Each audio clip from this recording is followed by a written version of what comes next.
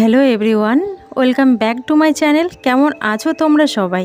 আশা করি সবাই সুস্থ আছো, ভালো আছো। আমরাও অনেক ভালো আছি। আর নতুন একটা ব্লগে তোমাদের সকলকে স্বাগত। যে যেখান থেকে আমার ভিডিওটা দেখছো সবাই খুব খুব ভালো থেকো, সুস্থ থেকো। আর স্কিপ না করে আজকের ভিডিওটা দেখো, আশা করি তোমাদের ভালো লাগবে। আজ হলো বুধবার, ঘড়ি কাটা এখন সকাল ওই 7টা ওরকম হবে। তো ঘুম থেকে উঠে আগে বাসি জামা কাপড় ছেড়ে নিয়েছি। তাহলে কি হয় বলো তো, ভিডিওটা করতে খুব সুবিধা হয়। তোমরা যারা নতুন ক্রিয়েটার আছো আমার মতো, আমরা জানি আমরা সবাই একই পথের পথিক। তাই চেষ্টা করি সকাল সকাল ভিডিওটা শুরু করার, আর দিনের যেটুকু সময় তোমাদের সঙ্গে শেয়ার করি না কেন খুব ভালোভাবে দিনটা কাটাই। তো চলো দেখতে থাকো। তো ঘুম থেকে উঠে জানালাটা খুলে নিলাম, আর আমার দুষ্টু সোনা না এখনও ঘুমাচ্ছে। ওকে ডাকছি, বাবা ওঠ ওঠ। আর কি বলো তো, রাত্রেবেলায় এত গরম দেয়, গেঞ্জিটা পর্যন্ত খুলে দিতে হয়। আর ভোরের দিকে ঠান্ডা লাগে, তখন না বলে ও মা আমার ঠান্ডা লাগছে, আমাকে একটু কাঁথাটা দাও না। তো কাঁথাটা গায়ে দিয়ে দিয়েছিলাম, আর দেখো সেই ঠান্ডার মানে ফিলিংসটা এখনও রয়েছে। সেই কারণেই ও ঘুম থেকে এখনও উঠতে চাইছে না। তো যাই হোক, ওকে তো ঘুম থেকে তুলতেই হবে, কারণ স্কুল আছে। আর পাশের বাড়ি থেকে একটা ননদ আর কি আমাকে এজোর দিয়ে গেল, তো সেই জন্যই আর কি কথা বলছিলাম। যাই হোক, ওটা স্কিপ করে গেলাম। তারপর দেখো দুষ্টুকে নামিয়ে দিয়েছি, আমি ওকে বললাম বাবা মুখটা ধুয়ে আয়, আর আমি বিছানাটা তুলে নিচ্ছি। সকাল সকাল সমস্ত কাজগুলো, বিশেষ করে সকালের যেসব কাজ, সেগুলো যদি সময়ের মধ্যে সেরে নিতে পারি তাহলে খুব সুবিধা হয়, শুধু আমার একার নয়, প্রত্যেকেরই।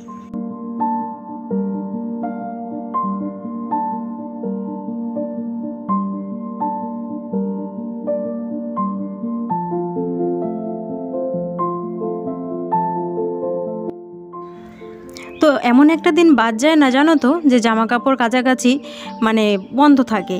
ইচ্ছে করলে করতে নাই পারি, কিন্তু কি হয় বলো তো, একদিন যদি জমিয়ে রাখি পরের দিন তো ঠিক তার ডবল হয়ে যায়। ওই কারণে রেগুলারই কাচি। তো যেগুলো কাচবো সেগুলো বাইরে নিয়ে নিলাম, আর এই যে ঘরটা মুছবো। আর দুষ্টুর বাবা 4-5 দিন আগে আমাকে একটা লিকুইড এনে দিয়েছিল, সেটা সম্ভবত ফিনাইল টাইপের। তো গন্ধটা প্রথম একটু আমার লাগছিল, নিতে পারছিলাম না, খুব বাজে লাগছিল। পরে আস্তে আস্তে 2-1 দিন ওটা দিয়ে ঘর মুছতে মুছতে বেশ আমার সহ্য হয়ে গেছে। তো লিকুইডটা অনেকটা লেমন টাইপের, লেবু লেবু গন্ধ। দুষ্টুর বাবা বলছিল, কিন্তু আমি লেবুর কোনো সেন্টই আমি পাচ্ছিলাম না। আর কি বলো তো, দুষ্টু হওয়ার পর থেকে আমি না কোনো সেন্ট নিতে পারি না। অনেকেই আছে না পারফিউম ইউজ করে, আমি তো কোনো পারফিউম ইউজ করতে পারি না, কারণ আমি ধূপকাঠির গন্ধটাও আমি ভালোভাবে নিতে পারি না। এটা দুষ্টু যখন প্রায় 4-5 মাসের পেটে ছিল, তখন থেকে এটা শুরু হয়েছে। এখনও পর্যন্ত ওই জিনিসটা কাজ করে। জানি না এটা হয়তো আমার আর ঠিক হবে কি না, কারণ আজ 6 বছর পড়লো দুষ্টুর বয়স। তো হয়তো মনে হয় না ঠিক হবে। তো এটা ভীষণ বাজে লাগে, কোনো পারফিউম ইউজ করতে পারি না। খুব কষ্ট লাগে, কোনো অনুষ্ঠান বাড়িতে যেতে গেলে সবাই কি সুন্দর পারফিউম ইউজ করে, আর আমি পারি না। যাই হোক, দুঃখের কথা না বলে এই দেখো গাদাখানেক বাসন নিয়ে বসলাম। তোমরা ভাববে যে এত বাসন কিসের, মোটেও এখানে সব এঁঠো বাসন নয়। এই সাইডের কিছু বাসন রয়েছে যেগুলো ধুলো পড়ে নোংরা হয়ে রয়েছে। আর কদিন আগে এই বাসনের ঝুড়ি বার করেছিলাম, তো বাসনের ঝুড়িটা আর কি ভেঙে গেছে, তো নতুন এই ঝুড়িটা আর কি এনেছি। তো সেটাই আর কি ধুয়ে নিচ্ছি, পুরো ধুলোয় মাখা। তো না ধুয়ে এর মধ্যে বাসন রাখা উচিত নয়। যদিও নতুন জিনিস একটু ধুয়ে নিলেও তবুও অসুবিধে কোথায়, তাই না? তাই একটু ধুয়ে নিচ্ছি। আর যেই সব বাসনগুলো ওই যে রয়েছে সেগুলো সব ধুয়ে এক এক করে ঝুড়িটার মধ্যে রাখবো।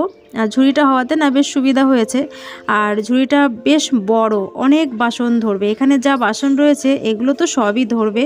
আমি প্রথমে ভেবেছিলাম যে ধরবে না, পরে দেখলাম যে না, সবই আর কি ধরে নিল। আরও বাসন হয়তো এখানে ধরবে, যতগুলো বাসন এখানে আছে। তো যাই হোক, বাসনগুলো ধুতে থাকি আর তোমাদের সঙ্গে কিছু কথা বলি। জানো তো, এর মধ্যে একদিন বাড়ি যেতে চেয়েছিলাম, কিন্তু দুষ্টুর বাবা বলে যে না এখন না, 2 দিন পরে যাও, এখন না 2 দিন পরে যাও। আসলে সত্যি কথা কি বলো তো, বিয়ের পর মেয়েদের জীবনটাই না টোটালি পাল্টে যায়। কেন এই কথা বললাম বলো তো, কারণ মেয়ে হয়ে জন্ম নেওয়াটা সত্যি খুব সোজা, কিন্তু মেয়ে হয়ে বা বাড়ির বউ হয়ে একদিকে শ্বশুর বাড়ি একদিকে বাপের বাড়ি, দুদিকের দায়িত্ব পালন করাটা বড্ড কঠিন একটা কাজ। দেখো, মাঝে মধ্যে মন খারাপ হলে অনেকেই দেখি দৌড়ে বাপের বাড়ি চলে যায়, বা দৌড়ে এখানে চলে যায় ওখানে চলে যায়। আমি যে যাই না সেটা না, আমিও যাই মন খারাপ হলে, বা একটু সুযোগ পেলেই বা একটু সময় পেলেই চলে যাই কোথাও না কোথাও। তো দুষ্টুর বাবার পারমিশন ছাড়া তো বেরোই না। অনেক সময় একটু রাগ করেও যাই, অবাধ্য হয়েও যাই, কারণ একঘেয়ে আমি ভালো লাগে না। মাঝে মধ্যে একটু বেরোতে পারলে মনে হয় যেন একটু স্বস্তির নিঃশ্বাস পেলাম, বা একটা দিন সংসারের কাজকর্ম থেকে একটু দূরে থাকতে পারলাম। তাহলে কি হয় বলো তো, শরীরটাও বেশ একটু এনার্জি পায়, এটাই যা। কিন্তু যখনই বলি যে চলো একটু বাড়ির থেকে ঘুরে আসি মেয়েটাকে নিয়ে, তখনই বলে যে এখন না, কদিন পরে যাও। মানে বাড়িতে একটু দেখা করতে যাব, সেটাও আর কি পারমিশন নিতে হবে, আর পারমিশন পেলে তুমি যেতে পারবে, পারমিশন না পেলে যেতে পারবে না। এটা কেন ভাই শুধু মেয়েদের ক্ষেত্রে হয়, ছেলেদের ক্ষেত্রে কেন হয় না, যে কোথাও যেতে গেলে বাড়ির বউদের কাছ থেকে পারমিশন নিয়ে যেতে হবে? এর জন্য মাঝে মাঝে নিজের মানে জীবনের প্রতি অনেক সময় রাগ হয়, অভিমান হয়। দূর, মেয়ে হয়ে জন্ম নিয়েছি, খুব সোজা একটা জিনিস, কেন ছেলে হয়ে জন্মালাম না? ছেলে হয়ে জন্মালে হয়তো ইনকাম করতাম, বাড়িতে এনে বউয়ের হাতে টাকা দিতাম, মাস গেলে ব্যাস ঝামেলা মিটে গেল। কিন্তু বাড়ির বউ হয়ে বা বাড়ির মেয়ে হয়ে অনেক দায়িত্ব। তো যাই হোক, তোমাদের সঙ্গে কথা বলতে বলতে অনেক কাছাকাছি ছিল, সেগুলো কেচে নিলাম। আর এত পরিমাণে রোদ উঠেছে, বাইরে জামা কাপড় মেলতে যাব কি, মাথা যেন আমার দিব্যি এখনই ঘুরছে, রোদের এত পরিমাণে তেজ, গায়ের মতন যেন পুরো শুল ফুটে যাচ্ছে। তো কিছু জামা কাপড় যেগুলো একটু বারান্দায় মেলবো, যেমন কিছু নতুন জামা কাপড়, বাইরে ওই ঠাটা পড়া রোদে মেলতে চাচ্ছিলাম না। আর যেগুলো একটু মানে ধরো বিছানা চাদর রয়েছে, কাপড় রয়েছে, ওগুলো তো বাইরে মেলতেই হবে, কারণ ওগুলো তো আর এখানে ধরবে না বা মেলাও যাবে না। আর যদি বর্ষা হয় তাহলে হয়তো এক জায়গায় জড়ো পাকিয়ে রাখতে হতো। যাই হোক, যেগুলো এখানে মেলবো সেগুলো এখানে মেলে নিলাম। বিশেষ করে নতুনই জামা কাপড়, এগুলো বাইরে রোদে দিলে না রঙটা জ্বলে যাবে, সেই কারণে এই দড়িটার মধ্যেই মেললাম। আর যেগুলো আছে সেগুলো সব বাইরে গিয়ে মেলবো। বাইরেটা তোমাদের সঙ্গে শেয়ার করলাম না, কারণ ফোনটা এমনিতেই অলরেডি মানে গরম হয়ে যাচ্ছে, আর রোদে নিলে হয়তো বাস্টই করবে। যাই হোক, কিছু শুকনো জামা কাপড় যেগুলো গতকালের ছিল এই দড়িটার মধ্যে, ওগুলো তুলে নিয়ে আসলাম ঘরে। ওগুলো এখন ভাঁজ করে জায়গা মতন রাখবো। অনেক দিন হয়ে গেল আলমারিটা গোছাই না, মানে যেটা যখন প্রয়োজন টান মেরে বার করি, আর ওরকমভাবেই আলমারিটা অগোছালো হয়ে থাকে। তো ভাবছি যে এর মধ্যে যেদিন একদিন দুষ্টুর স্কুলটা ছুটি থাকবে, সেদিন একটু আলমারি বা শোকেসগুলো একটু পরিষ্কার পরিচ্ছন্ন করব। চৈত্র মাসে তো হলোই না, শুধু ঘরটাই কোনো রকম পরিষ্কার মানে ঝুল এগুলো আর কি ঝেড়েছিলাম, আলমারি টালমারি ওগুলো কোনো কিছু পরিষ্কার করা হয়নি। তো যাই হোক, এদিকে দেখো তোমাদের সঙ্গে শেয়ার করছি এই বছরে আমার পয়লা বৈশাখের নতুন একটা শাড়ি। আর শাড়িটা আমার কালারটা ভীষণ পছন্দ হয়েছে। তো এই শ্যাওলা কালারের পাটটা, বিশেষ করে যে গোল চাকার মতো, আমার ভীষণ পছন্দ হয়েছে। সচরাচর দুষ্টুর বাবা শাড়ি আনলে আমার খুব একটা পছন্দ হয় না। তো যাই হোক, এই ফার্স্ট টাইম এমন একটা শাড়ি আনলো যেটা আমার খুব পছন্দ। আর বিশেষ করে আমি মোমবাটিকের শাড়ি পরতে ভীষণ ভালোবাসি, তো চেষ্টা করি মোমবাটিকের শাড়ি পরার। তো যাই হোক, এই শাড়িটাও খুব ভালো হয়েছে, আমার খুব পছন্দ হয়েছে। তারপর দেখো রান্নাঘরে এলাম, পুরো বাসনের ঝুড়িটা আমি মানে অ্যাংলাতে পারছি না, সেই কোনো রকম কাকে করে বাসনের ঝুড়িটা নিয়ে আসলাম, কারণ অনেক বাসন তো, আর ঝুড়িটা প্রচুর ভারী হয়ে গেছে। আচ্ছা যাই হোক, নিয়ে আসলাম রান্নাঘরে। এবার হচ্ছে রান্না বসাবো। আজকে জানো তো রান্নার ঝামেলা একদমই করব না, কারণ কালকের অনেকটা মাংস রয়ে গেছে। পয়লা বৈশাখ উপলক্ষে মাংস হয়েছিল, সেই ভিডিও হয়তো করা হয়নি, কারণ চেয়েছিলাম পয়লা বৈশাখের দিনটা একটু রিল্যাক্সে কাটাবো, যেন সারা বছর রিল্যাক্সে কাটাতে পারি।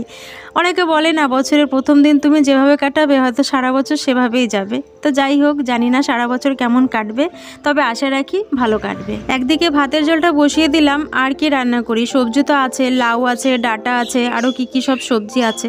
তো ওগুলো না কিচ্ছু করতে ইচ্ছে করছে না, তাই ভাবলাম শুধু একটু ডাল করি। আর দেখো এইখানটায় কি বলবো, এক এক সময় হয়তো আমার এই তাকটা দিতে মনে থাকে না, তো ইঁদুরে সেই কাঠগুলো গুড়ি গুড়ি করে ওইভাবে ফেলে। কি যন্ত্রণা জানো তো, এটা করেও কোনো শান্তি পাচ্ছি না। মনের ভুলে যদি আটকাতে ভুলে যাই, তাহলে ইঁদুর ঢুকিয়ে ওই রকম নষ্টামি করে। তো যাই হোক, এদিকে আমি 1 কাপ মতন ডাল নিয়েছি, মুসুরির ডাল। প্রেশার কুকারে একটু সিটি মারবো, সিটি মেরে ডালটা একটু জিরে ফোড়ন দিয়ে ডালটা করে নেব। আর করব হচ্ছে আলু ভাজা। আর জানো তো এখন কিন্তু বেলা বাজে প্রায় 12টা। রান্না বসানোর আগে দুষ্টুকে কিন্তু আমি স্কুলে দিয়ে এসেছিলাম। আর রোজ রোজ স্কুলের দিয়ে আসা নিয়ে আসা এই একই কথা শুনতে হয়তো তোমাদের ভালো লাগে না। তো যাই হোক, একটু ঘুরিয়ে ফিরিয়ে তোমাদের সঙ্গে শেয়ার করার চেষ্টা করি, যাতে তোমাদের ভিডিওগুলো একটু হলেও ভালো লাগে। আর আমার যেসব বন্ধুরা নতুন নতুন আমার ভিডিও দেখছো, তোমাদের অনেক অনেক ভালোবাসা। তোমরা এভাবেই সাপোর্ট করো, পাশে থেকো। তোমাদের সাপোর্ট আর ভালোবাসায় আমাকে এগিয়ে যেতে সাহায্য করবে। তো দেখো, এর মধ্যেই দুষ্টুর বাবা নীল পুজোর দিন এনেছিল হচ্ছে একটা তরমুজ। সেই তরমুজটা গতকাল একটু পুজোয় দেওয়া হয়েছে, আর বাকিটা ওই ঠাকুরের বাসন রাখার যে ঝুড়ি সেটার মধ্যেই ছিল। তো দেখি কতটুকু কি ভালো আছে। ওপরটা তো দেখে মনে হচ্ছে মানে আমি হাতে যখন নিয়েছি তখনই বেশ গন্ধ বেরিয়ে গেছে। তো ভাবলাম যে কেটে ছোট ছোট ডুমো ডুমো করে কেটে তারপর আর কি ফ্রিজে রাখি। বিশেষ করে তরমুজটা একটু ঠান্ডা খেতে বেশ ভালো লাগে। তো জানিও তোমরা হয়তো বলবে যে খাওয়ার জিনিস কেন শুকছো, কিন্তু কি করব বলো তো, প্রচণ্ড গন্ধ বেরিয়েছে। তো যেইটুকু ভালো আছে ভাবলাম সেটুকুই যদি একটু নেওয়া যায়। তো ওই দেখো সাইডে ওরকম ছোট করে টুকরো করে রেখে নিয়েছি, আর দেখছি যে ভালো আছে কিনা। তো একটু খেয়েও দেখলাম, বাবা কি বলবো, পুরো পচে গেছে, এত পরিমাণে গন্ধ বেরিয়েছে। ভাবলাম যে এক ফোঁটাও যদি একটু ভালো বের হয় সেটাই হয়তো দুষ্টু খেতে পারবে, কিন্তু না, একদমই ভালো বেরোলো না। পুরো অর্ধেকটা তরমুজই না পচে গেল। তো কী করব, এদিকে ময়লার বালতিতে দুদিন ধরে ময়লা জমিয়ে রয়েছে, বালতিটা একদম ভর্তি। তো অবাধ্য ঠিক নয়, বাধ্য হয়ে আর কি ওই পাশটায় ফেলে দিলাম। আর দুষ্টুর বাবা যদি দেখে যে আমি ওইভাবে তরমুজটা ফেলেছি, খুব বকা খেতে হবে। তো যাই হোক, কিছু করার নেই, নষ্ট হয়ে গেলে কি করব, কিছু আর করার নেই, ফেলে দিতেই হলো। তারপর চলে যাব সোজা রান্নাঘরে। আর রান্নাঘরে ওই যে বললাম একদিকে ভাত বসিয়েছি আর ডালটা আমার ফোড়ন দেব। তো সেই কারণেই দেখো ডালটা আমি ওইদিকে প্রেশার কুকারে নামিয়ে রেখেছি, যে প্রেশার কুকারের হাওয়াটা বেরিয়ে গেলেই ডালটা ফোড়ন দেব। আর সেই পাকেই ভেজে নেব হচ্ছে আলুটা কেটেছি একটু বড় বড় করে, কারণ দুষ্টুর বাবা দেখছি আবার এরকম বড় বড় করে আলু কেটে নিয়ে ভাজা করলে বেশ ভালোবাসে খেতে। তো সামান্য একটু পেঁয়াজও দিয়েছিলাম। আর ওদিকে ভাতের জলটা গরম হয়ে গেছে, চালটা আমি দিয়ে নিলাম। আলু ভাজার মধ্যে কি দেব, শুধু একটু নুন আর একটু হলুদ দিয়েই একটু লাল লাল করে ভেজে নেব, আর ঢাকা দিয়ে দিলে বেশ তাড়াতাড়ি আলু ভাজাটা হয়ে যাবে। তারপর এটা নামিয়ে রেখে ডালটা ফোড়ন দেব। আর ডালে আজকে কোনো সবজি দিইনি, ডাঁটা ছিল, লাউ ছিল ঘরে। তো ভাবলাম যে থাক, আজকে এমনিতেই একটু নিরালা ডাল রান্না করি। তোমরা তো বলবেই হয়তো প্রতিদিন ডালে সবজি দাও, দেখো আজ কিন্তু ডালে আমি একটাও সবজি দিইনি। তো যাই হোক, ডালটা আমার এদিকে ফোড়ন দেওয়া হয়ে গেল। আর ওদিকে কিন্তু আমার ভাতটাও প্রায় হয়ে এসছে। ভাতের ফেনাটা গেলে নিলেই মোটামুটি কিন্তু আমার আজকের সিম্পল রান্না শেষ। তো যাই হোক, আজকের ভিডিওটা তোমাদের কেমন লাগলো, আশা করি তোমাদের আজকের ভিডিওটাও ভালো লেগেছে। ভালো লাগলে একটা লাইক করো, কারণ তোমাদের একটা লাইক আর একটা সাবস্ক্রাইব আমাকে অনেকটা উৎসাহ যোগায় নতুন ভিডিও তোমাদের সঙ্গে শেয়ার করার জন্য। তো ভালো থেকো, সুস্থ থেকো, দেখা হচ্ছে পরের কোনো নতুন ব্লগে।